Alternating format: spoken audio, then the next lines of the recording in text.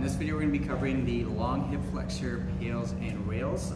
For this you can utilize a couch or setup like the one I have, even a table or a chair, anything that allows you to place the back of your leg here on the surface to get into that passive range of knee bend is perfectly fine. Just make sure it's not too high where it creates too much extension in the low back.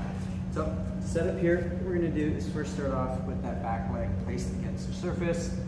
You're going to find the amount of knee bend that you can get into, where if you wanted to pull that leg off, you can just about do so. You're going to be struggling and it's going to be really crampy in the back of the leg and the hamstring. Generally start with that knee, less knee bend, so a little bit more open space here before we progress to closing that gap further and further. Now from here, what we're going to do is we're going to make sure that that front leg, we have that heel directly underneath the knee at about 90 degrees or a little bit further. Make sure it's not too close.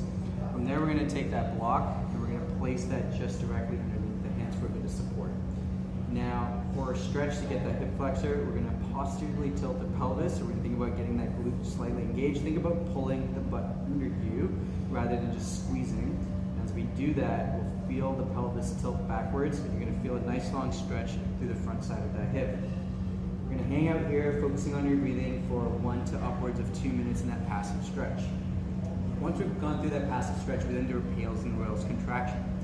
The PAILs contraction, we're going to focus on extending the knee and pushing that into that surface here. So imagine if this was not here, what would happen is I extend and the knee would straighten out, but because we're pushing into that immovable surface, we should just feel the front side of the thigh light up and contract. So we take a breath in, exhale, squeeze the block, stay nice and tense, and slowly, gradually start to extend that knee, feeling the front side of that quad working. We do that for a prescribed amount of time, usually anywhere between 10 to 20 seconds.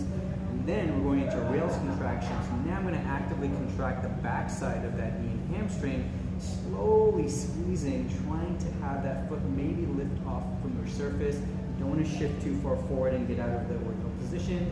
Hold that contraction for anywhere from 10 to 20 seconds, relax, and then we would repeat for another round of PAILs and rails. The rest time in between maybe upwards of 10 to 30 seconds, not more than that. And if we feel comfortable, we can even close that gap and work through a smaller range of motion, or a deeper range of motion for that knee bend. So once again, setting up, hang out in that passive stretch 1 to 2 minutes, focus on your breathing. Create full body tension for that first PAILs, squeeze, extend the knee for about 10-20 seconds, and then rails, pull it away, relax, repeat as prescribed.